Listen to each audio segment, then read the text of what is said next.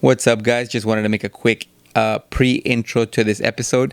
Just wanted to let you guys know that this episode's going to be, the editing's going to be a little weird because we actually had a lot of issues. Well, I had a lot of issues with, during the recording of this episode, the camcorder went out.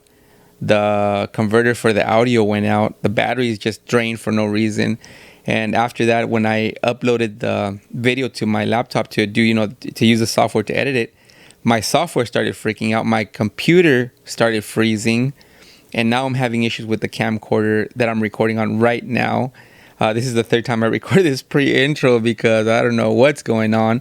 I don't know if it has something to do with the guest that you guys are about to see, because she did say that she affects electronics sometimes. And anyways, hopefully you guys enjoy the video, the episode as is. And as always, I'll see you guys on the next one. Roll intro. Life is full of mystery. We are born and then we die. But what happens when we die? Do we go to heaven? Or even worse, hell? Can we communicate with the dead? And if we can, should we? Let's find out.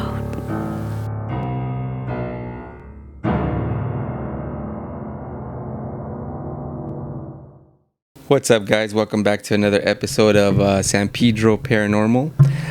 Today I have a special guest in studio today. I have Sabrina. She's actually a paranormal investigator. She's actually been part of a group that I didn't know existed here in San Pedro before, so she'll probably talk a little bit about that. But anyways, Sabrina, thanks for being here. Thanks for having me. Yeah. Sabrina is also, she has a podcast with a previous guest, Doña Junta. Right? Yes. Beyond the Facade, I think that's what it's called. Yes, Beyond the Facade. Yeah, I like it. Check it out on Instagram. Yeah. So anyways, why don't you tell us a little bit about, I'm very curious, because the last time we spoke over the phone, you told me about, the paranormal group that used to be here in San Pedro, that you used to be a part of. And, I want to know a little bit about that. Can you tell us? Okay, here's the cheese, my guys. So there used to be a paranormal team here in San Pedro. It was called Harbor Area Paranormal. And I found this group via MySpace way back 100 years ago. I remember those days. Yes. And paranormal is something that I've always been into as a child. And when I found them on MySpace, I was just like, finally, somewhere where I can tap into all these experiences. And it was a team. It was a legitimate team, just like Ghost Hunters. Ghost Adventures. Yeah. Well, more like Ghost Hunters. Oh, yeah, Ghost Hunters was the original Ghost Adventures. Yes. Huh? More like Ghost Hunters, not like Ghost Adventures. Don't tell me because you guys were plumbers. No. Wait. Maybe. Ghost Hunters? I wasn't. Ghost Hunters were the plumbers, right? Yeah, I think so. Okay. Yeah. But I mean, like the setup. If you remember them putting up their DVRs in each room and having the connections. That's what we did. We did a lot of residential investigations. We did everything, but we did a lot of residential. So you guys were like professional. That's how they the team leader groomed us to kind of be. Yeah. Nice. Yeah. Yeah, because you know what? I do a lot of investigations. I mean, but I'm not anything like, not professional at all. It's more me by myself, or sometimes I'll go with my co-host Carlos. Yeah. And it's very simple. Just recordings, a few pictures, and that's it. And I mean, I've bought a lot of equipment that I was going to use, but then the COVID thing happened. Yes. And everything just died off, and I'm like, okay, well, everything's packed up now, but hopefully one of these days I could open everything up and go do a little ghost hunt. Yeah. Well, ghost hunting nowadays is not like how it used to be when I first started on the team. The team leader, she's the CEO of the group. She started the group. She was very rigid and had a lot of rules of what we could do. So you imagine if we had a room with like 4 bedrooms and the activities, the people living there claims the activities are on all 4 rooms. We're going to have DVRs in all 4 rooms going off. All the electrical cords, the setup. Can you imagine the setup and the breakdown? And then somebody has to go through all those hours of... so you would have to have like like my co-host, the technician, like someone that just takes care of all like the cameras, audio, video. It should have been like that. There was a couple of guys. It was a big group at one time. There was like maybe 10 plus people on there, like maybe 12 tops. And a lot of the guys that were techie did a lot of that stuff. Me, I was never taught. I never really asked. I'm not a big techie like that. And that stuff like terrified me. Like just the whole, like the setup was hard enough, but in the breakdown. So you weren't scared of the ghost. You were scared of the electronics. No, I was scared of the electronics. And it was a lot for me. And it still is to this day. I'm just like, forget it. The cables at home, I'm like, kids, fix the cable, because tech's not my thing. But yeah, so we'd have a whole big setup. Okay. And hours worth of footage for maybe an anomaly that ends up being like a fleck of dust, you know. Yeah. Yeah. Yeah, you know what? I think that's one of the things that kind of holds me back from actually going like full on it like that. Mm-hmm. Because sometimes I think, you know, when I've done the few investigations I've done, you know, it's just, we'll do like an hour. Yeah. And to think of like going in and being there for hours and just setting up and all that kind of just kind of like, you know, it's kind of what makes me not want to do that. Well, I would say my investigation, the way I do my investigating has really evolved over the years. I've been around in the community long enough to see the rise and fall and then the fluctuation. It's pretty, I would say the paranormal is dominated by, for lack of a better phrase, a lot of far right politically supporters. Yeah. And I don't support that rhetoric when it becomes racial. Then I draw the line. And a lot of the stuff when the presidency between Hillary Clinton and Trump went on, a lot of people showed their true colors about immigration and so forth. Yeah. So it really, I broke off with a lot of people that I'd known and had dinner with and been at their house and stuff like that. So when I do investigate, I have a couple of friends and we're really like, you know, Scooby-Doo, just like pack up in the van and just go look around. And yeah, you know what, when you told me that over the phone about, you know, how it got all political and stuff, that actually gave me a great idea for a film, and I'll talk to you about it. Wonderful. After the recording. But yeah, so what was like the biggest thing you ever captured, you know, or that you experienced while you were doing any of these investigations back then? Was there like something that was just like that you saw like an apparition or something? When I see apparitions, I don't see a full body apparition like I can see you. It's more like I'm looking at a space and kind of like my mind, I see something. And it's not even always the full body. Maybe it's a head. Maybe it's like a form. Maybe it's clothing or face. You told me you're like a sensitive, right? You're able to sense things. Yeah. I don't like to put labels on myself because then people start saying, oh, or they want to, you know, have like a mediumship and have a conversation about the dead. And it doesn't work like that for me. And it's really hard because I'm all over the place. Like I have to focus if I want to get information. But I do get feelings and smells, and I hear noises. So I'm more sensitive to things, I would say. Was there ever something that maybe when you went to a place you actually, you know, the way you said, like visualize something in your mind, and then ended up maybe doing some research and finding out that what you saw was actually someone that used to live there, or some kind of history that's related to what you saw? I wish I could say so. The problem with me is I'm lazy. Oh. I've got so many Well, that's why you have Doña Junta. That's why she's amazing with research. She loves research, and thank goodness and we make a good pair in that sense because she's on point. Yeah, you guys are very well balanced. The two of you. Yeah, she's all the business and I'm the party, I guess. Maybe. Yeah. She's party too, but you know. Anyway, so no, I'm a little bit more lazy when it comes to that. I've had many experiences, many shocking experiences. Back to the team, just to piggyback on that, because based on your question, she had all the equipment. She had all the recorders, all the EMF, you know, anything you can think of. She had it in hand, and we just dispersed it on investigations. And eventually, I got some of my own equipment, and we're talking about years ago. And I think I left my last recorder at the Myrtles plantation because I couldn't find it. Yeah, so I haven't invested in any more equipment, really. Yeah, that's too bad. So when you guys had the group, this is another thing for me.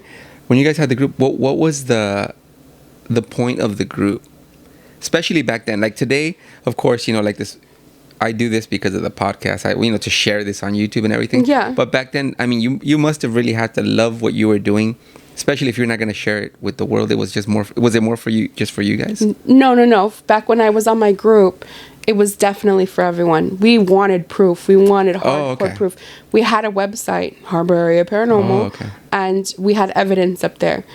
Not so much pictures. My the team leader, the one who started the whole team, she was, I don't want to say skeptical, because she was not skeptical, but she was hardcore military, so she's all about proof.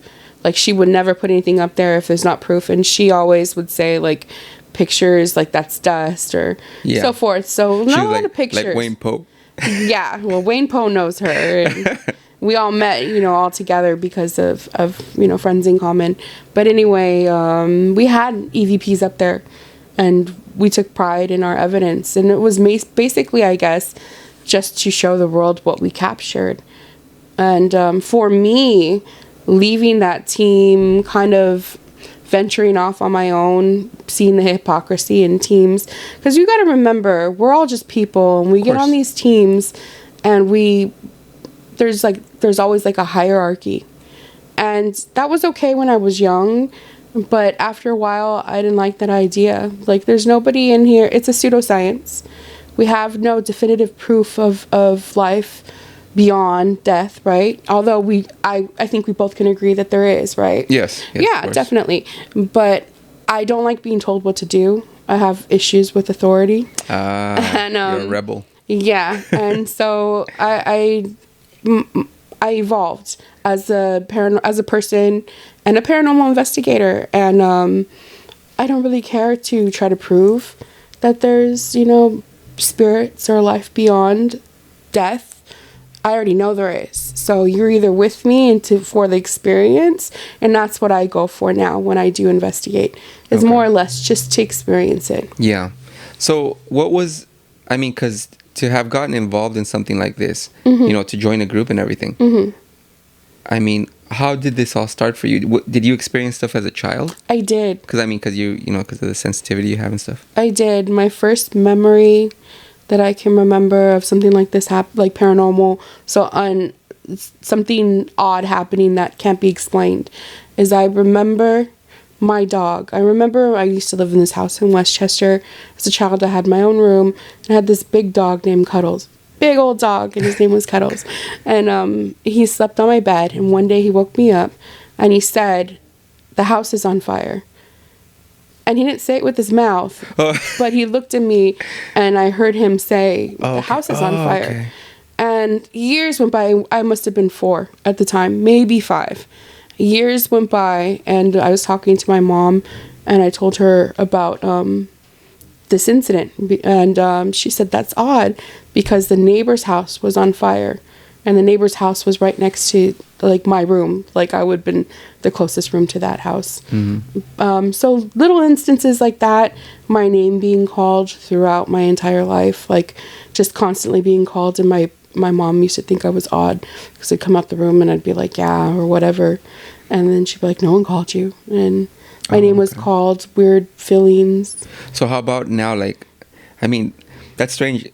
Do you have like a thing now, like where you could like kind of sense what animals like feel and stuff? No, I wish I could. That's just something that happened. It just happened randomly. Yeah, it did. I wish I could. I have 3 lovely cats, and I wish I could understand what they were thinking. And we're back. We had some technical difficulties, paranormal difficulties.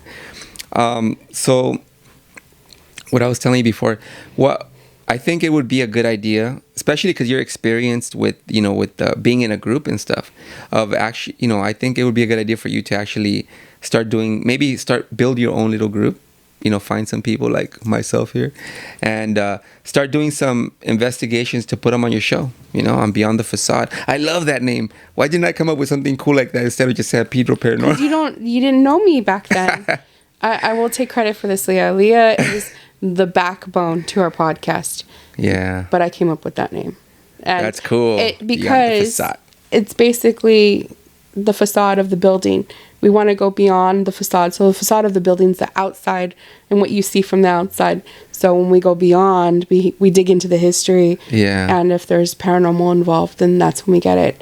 I took the easy way. I live in San Pedro and I'm into the paranormal. I don't know if that's easy, but not everyone's into the paranormal. But this is definitely a nice little port town with a lot of history. Yeah.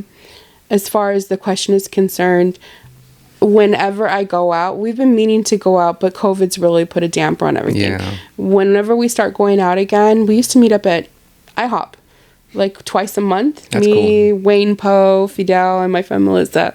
And we talk about what investigation we wanted to do. So we used to do them sporadically. We should probably start that back up. And if we do, I'll definitely invite you. You're local and you're more than welcome to come with us. You know what? That's something that that's why I would like, I'm all stuttering. I would love to be part of a group because that whole, the social part of it, and talking about stuff that you have in common with other people, the interest of the paranormal and stuff. Yeah, and you don't really want to investigate on your own like that. Yeah. It's a dark place. Like when you start investigating often, you're going to be met with the paranormal. Yeah. But I mean, it would be nice to have like a group, where 3 or 4 people go in together and take care of a place. But getting back to the thing, do you think that's going to be something that maybe you will end up doing, like putting stuff, making some footage and putting it for your show? I think that we are like on our 13th episode. I think this episode we just recorded is 13th.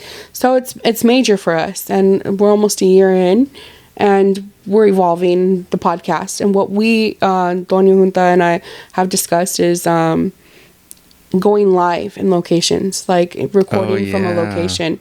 I don't know if we will do a lot of investigation. We might have it sporadically when it applies, because there's always me and I'm always going to be reaching out. Yeah. As for her safety and her comfortability isn't my priority. Of course, yeah. So we'll go from there. Hey, Doña Junta could be the tech person in the van just looking at the footage on the monitor. No, I think she wants answers. She's a very inquisitive person, so she's going to want answers. Yeah. And maybe when she feels comfortable, she'll like it more. Yeah. But we're in enough old buildings or cemeteries or all over the place. So I think that going live on location will really add a interesting outlook to the podcast. Yeah, that's and give true. us a little bit of an edge. That's true. But as far as investigating, when COVID, probably after the holidays, if I'm being honest, probably February, maybe we'll talk about an investigation and we'll invite you to IHOP. Yeah, get some pancakes. Another question I had for you was, since you were, part of that group here in San Pedro, the paranormal group, how long ago was that? 13 years ago? Yeah. Since you were part of that, did you guys do any investigations here in San Pedro? And I mean, I know you did a lot of residential, but like anything, like there's a house that's a museum now. I don't know if you know about it, down by the port. Yeah, it's the. I don't remember the name either. His ancestor was a docent at the Banning Museum with me. Yes. It's his name's on the tip of my tongue. Yeah. You know what I'm talking about. I'll put a picture of it. I haven't actually gone in that house. I haven't been in that house. I mean, we've been to the lighthouse.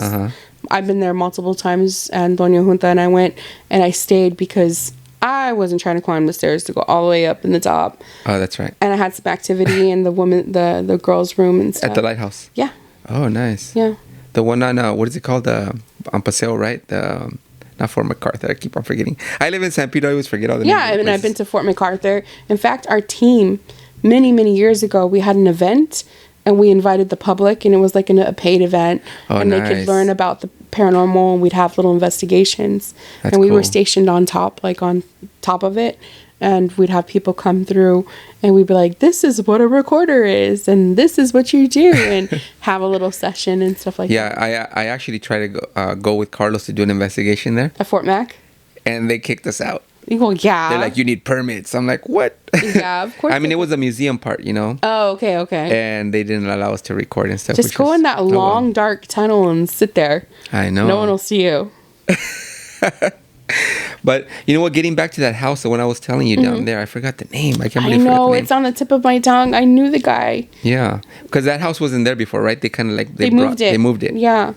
I got a really good EVP there. Did you? And it's on one of the previous episodes before COVID and all this, from a year ago, where I was, because it's a museum. Yeah. And they walk you through it.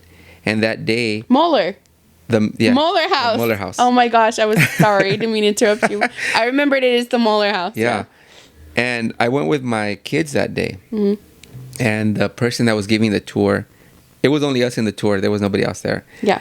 I let them go ahead, and I stayed behind doing EVPs, quietly. And so they went upstairs, and I stayed downstairs asking questions and stuff. And when I got to the upstairs, I left my recorder recording the whole time. Yeah. So I get upstairs, and the lady is talking to my kids, it was like a kid's room. Yeah. And they had these pictures with the glass, where the glass is kind of rounded. Yeah. And there was a picture of a little baby, not a baby, but like a toddler. Yeah. A little boy in a dress. Okay. And she's asking my daughter, do you know why this little boy's wearing a dress? And right when she asked that, you hear it in my recorder, when she asked that question, before she even gives the answer, you hear a zipper sound, but loud, and it's like a long zipper goes zip. Wow. And while we were there, you don't hear anything, live. There's no sound of that. Yeah. And she's not holding a zipper, yeah, doing the sound effects.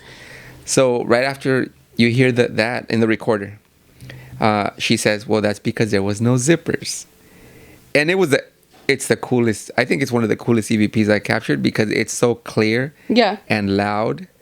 And, I asked my wife after that, after I reviewed the recording, I go, do you remember what she was talking about? She's like, yeah.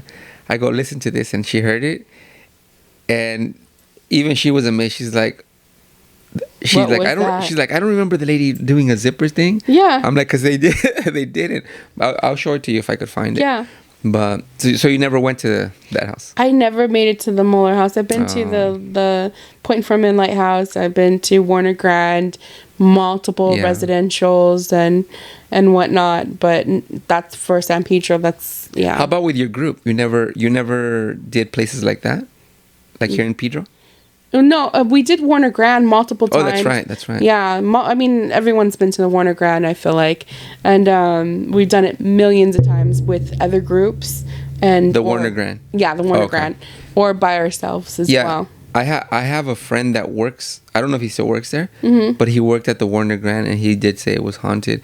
He said they even had a thing where they found secret rooms in the walls. Did you know about that? I didn't. I've sat under the stage, but I've never seen any secret rooms. I've never been alerted to them.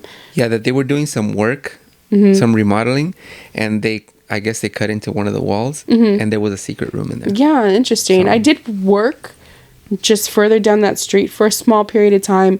I don't know if you remember, there was a costume store, an upscale costume store just down the street. It's still there. No, it's gone. Well, there's one down the street. Yeah, it was there for many years. Well, maybe it's a new one. Maybe it's a new one. Because it's not on the same street where Warner Grand is, or is it? Yeah, I think it is.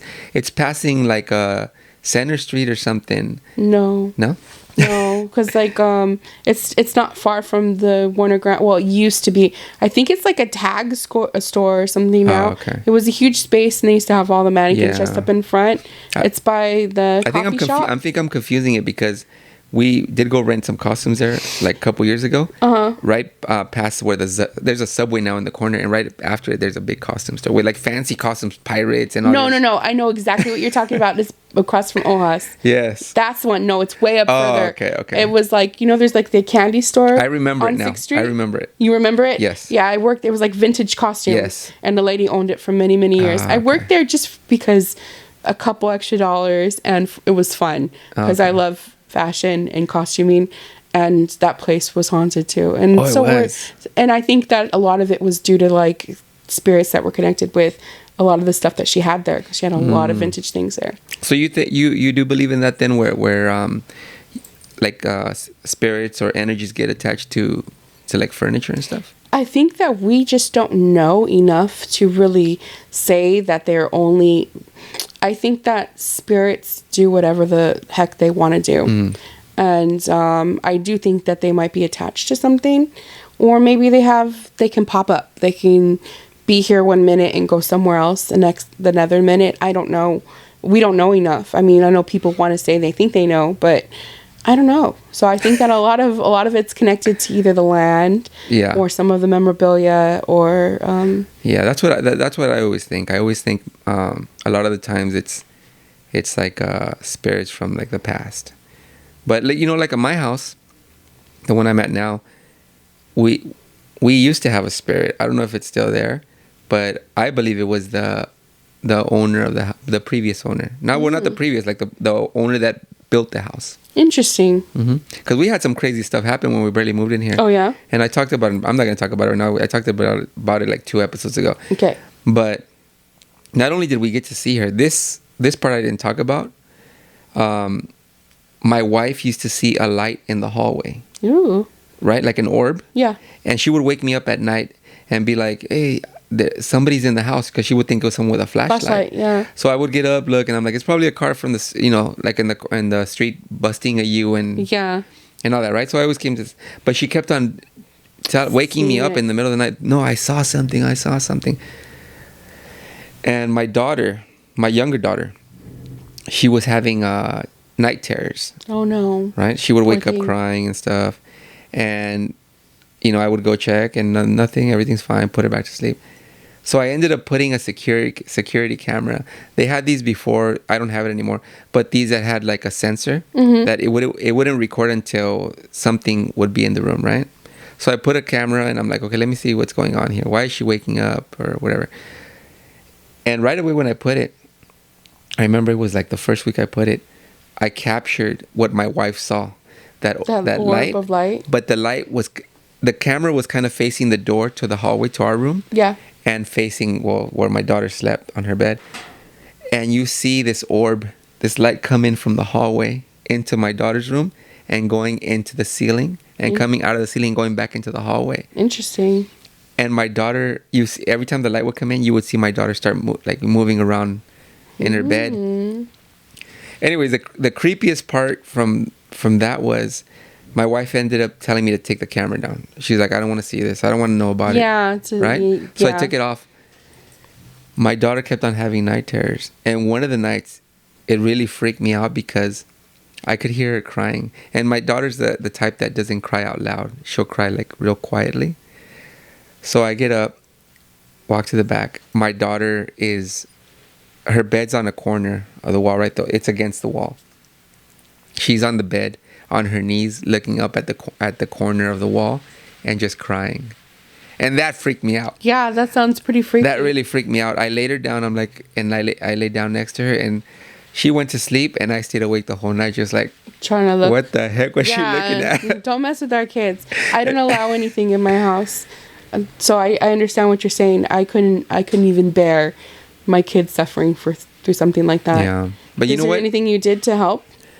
Not really. What ended up happening, not too long after that, we got our dog. Our puppy, and everything stopped. And I relate that with the animal because after we got the dog, I didn't see that lady at the house anymore.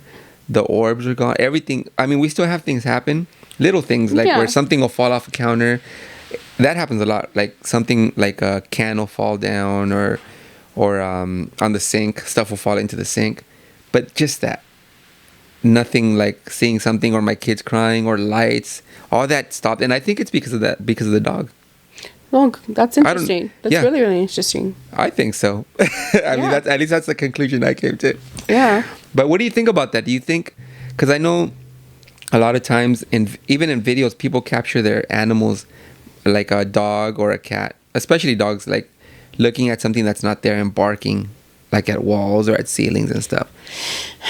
Well, as we know, I believe in the paranormal. I'm a strong believer, and I go and I speak to spirits all the time. And so I'm not skeptical, but I'm also science-based. Mm-hmm. So when I see an animal I have 3 cats.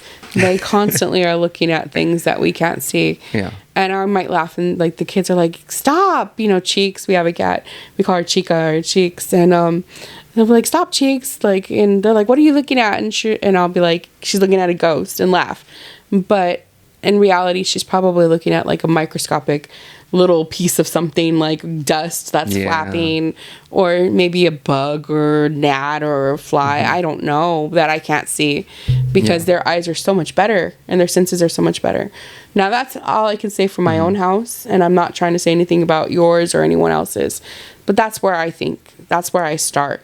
Yeah. But I find it really compelling that your activity. Well, I mean, our dog never did anything crazy that was like barking at something that's not there and stuff. But once we got him, everything stopped. Which is really weird, because we used to get a lot of sounds in the dining room. We keep them in the dining room in a cage, and we used to get a lot of the chairs at night. Scooting? Yeah, scooting. Oh, wow. And after the dog came, gone. Nothing. So if your house is haunted, get a dog. Get a dog? Just kidding. Yeah, get a dog. Just kidding. But so is there anything like I know I asked you this question already, and I don't know if you answered it, but is there anything that's the craziest thing that happened to you? I had a crazy experience in New Orleans. Well, it's not New Orleans, it's St. Francisville, Louisiana. I always plug my Myrtles Plantation. You've heard of Myrtles Plantation? You've never heard of the Myrtles. The Myrtles. Nope. The Myrtles Plantation is supposed to be the most haunted plantation in the U.S. And it's in Louisiana and St. Francisville, so like a couple hours outside of Louisiana, or outside of New Orleans going up. And there's a slave that was hung for killing the master's children and mother. I don't know if you've ever heard that story. No. She laced the cake with like arsenic in hopes to help them back to health, but she put too much. It's like a whole, like, you should look it up. After this, definitely look up the Myrtles. You're going to want to go. So I ended up going. I went with someone who's kind of like a mom to me. The very first time I went to New Orleans, we made a trip to the Myrtles. We went on the little tour, the night tour. I did like my own little investigation all by myself with my recorder throughout the plantation late at night. And we spent the night. And in the middle of the night, I was woken up by somebody whispering, "I'm scared. I'm scared." And 3 times. Oh, damn. I'm scared. I was gonna say, well, the first time, it could always be just you're dreaming, but if it happened 3 times, it happened crazy. 3 times in a row. And the person I was with, did they hear it too? She was so scared she refused to sleep on the bed, because there was only one queen bed and we would have shared the bed. She decided to sleep sitting up in the chair with her little velvet tracksuit on, with her legs on the luggage, so she was ready to go if there was any experience. Me, I'm on the bed like a queen, all stretched out. I think it was like 6 a.m. You're like, ghost hunt. Yeah, I had been investigating, talking to everyone all day earlier, and I was sleeping on my right side, and I went from my right side to flat on my back, and my head went to the left, facing towards where my friend was. But she was probably 10 feet away from me, so she wasn't close to me. And maybe not 10 feet, probably like 7 feet away. And I heard someone like in my face whisper, and if you didn't hear me, I said, "I'm scared." And they whispered it 3 times, a female voice. And when you're in that kind of a sleep, like I was talking to everyone all the night before, I freaked out. I think I clenched my face and everything else on my body really, really tight to act like I was asleep. And I was like, just breathe in my mind. And it seems, just pretend you're asleep. And I think, I don't know, it felt like an eternity went past, but probably it was like 2 or 3 minutes, maybe 5 tops. And finally I was like, okay. Oh, and before that I heard popping, like popcorn at the end of the bed, the foot of the bed. And I've never experienced that in any paranormal activity. I don't know what it was or how or why it manifested in a popping sound, but there was popping all by the bed.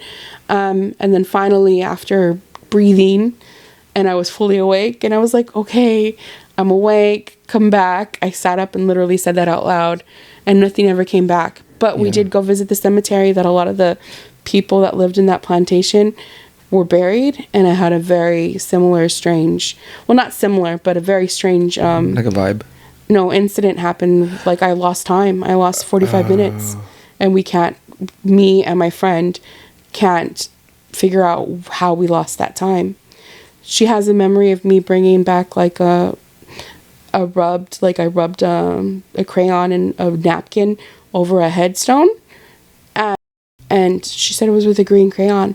So like I don't remember it at all, and she stayed in the car. So I was just taking photos, and she didn't want to be there, so I was only going to take photos and come back to the car. And I literally remember kneeling down at a headstone, and then I remember being back at the car. I don't even know how I got back to the car. So it was a very weird situation. And then when I got to the car, I had this feeling that we needed to get out of that area, like ASAP, like we weren't safe. Yeah. And once we got out of that area and down a couple miles from that town, everything was fine again.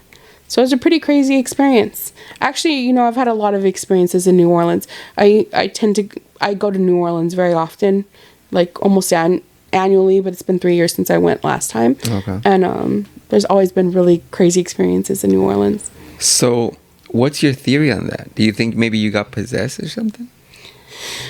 Like something took over and that's why you kind of went on autopilot? It's possible. An old paranormal friend thinks that like maybe I found some kind of wormhole, alternate, dimension. Alternate reality. Yeah, I don't know. I really can't say.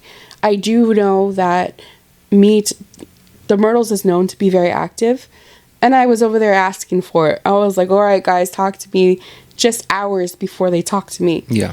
So I felt like they were connected. They knew that I could hear them, and I felt like they were communicating with me.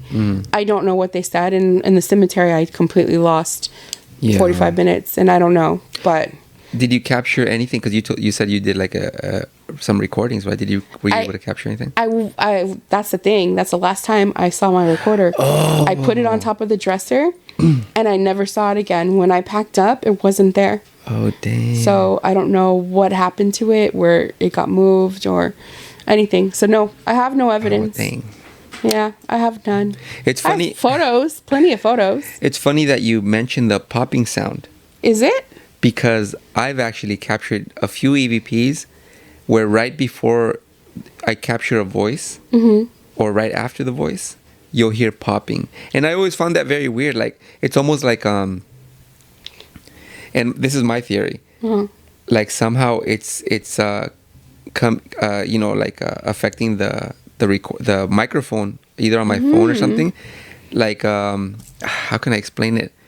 Talking about dimensions and stuff. Yes. Like something like that where it's trying to push through or leaving, and that's kind of like the static that goes through. Or like breaking through the sound barrier or something like that. That was my theory. Yeah, Like, that's what I thought. It's interesting. I don't see any reason why not. It sounds valid to me.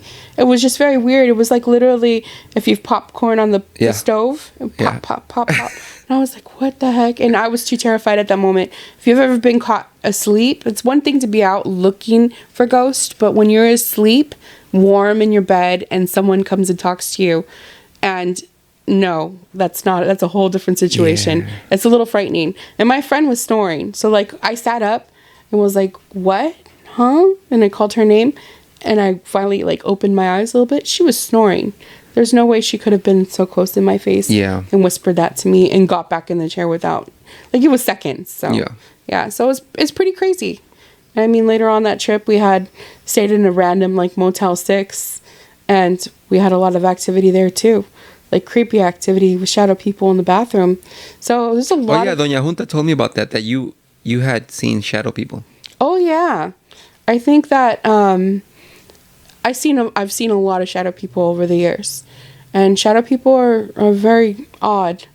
Well, I mean, what do you think is the difference between like a shadow person and a regular spirit? I mean, is it like more like negative energy, do you think? I don't know if it's negative, but it's definitely, I wouldn't say it's neutral. Maybe it's neutral. I have a lot of older friends in the paranormal, old friends that have a lot of theories about this, and there's people that have written books and stuff. I always get the creeps, like, the scary, like, it's not a good sensation. Yeah. I don't think that they're neutral. I wouldn't say it's evil, but it's definitely not something you want to mess with or invite in. Maybe more like dark, a little bit dark. I don't even know about dark, but just something that is unnatural. Maybe something that's not human. Maybe, huh? Yeah, and I'm not talking about demonic before you guys all jump on that. And that's only if you even believe in Judeo-Christianity. I'm talking about just something that's not human in this world. And a lot of people believe that they're omen bringers or bearers of like death. And I don't know. I do know that the more you investigate, they know you and they watch you. It's like they're always watching. And you know what? I did think about that before when I did, because, you know, I got into the paranormal thing because I went on a tour at the Queen Mary. Okay. And that was kind of like the beginning of me wanting to search, you know, to get more. I wanted to hear more voices and stuff. Got it. And I think what happened, I mean, at least that's what I believe, once, you know, these spirits knew that I was doing these recordings, because I started going everywhere. I'm like cemeteries, anywhere. Yeah. I started getting a lot. I mean like a lot of recordings, multiple recordings on just one ghost hunt. Yeah. But I think it's the same thing, like you said, that once they realize that you're out there looking, you know, then they'll come to you. Yeah, well, you're literally asking for it. You got to remember you're like calling out into the dark and say, hey, communicate with me. And while you think you're getting like Sally Mae, who lived over there, you know, in the Victorian era, in this old Victorian home, you have no idea who it's reaching to and who's talking back to you. So always remember to proceed with caution as you would down a dark alley with any human being or any being in particular. Yeah, that's true. That's true. All right, Sabrina. Is there anything you want to plug before we end this episode? Anything you want to, like, anybody you want to mention, shout outs or anything?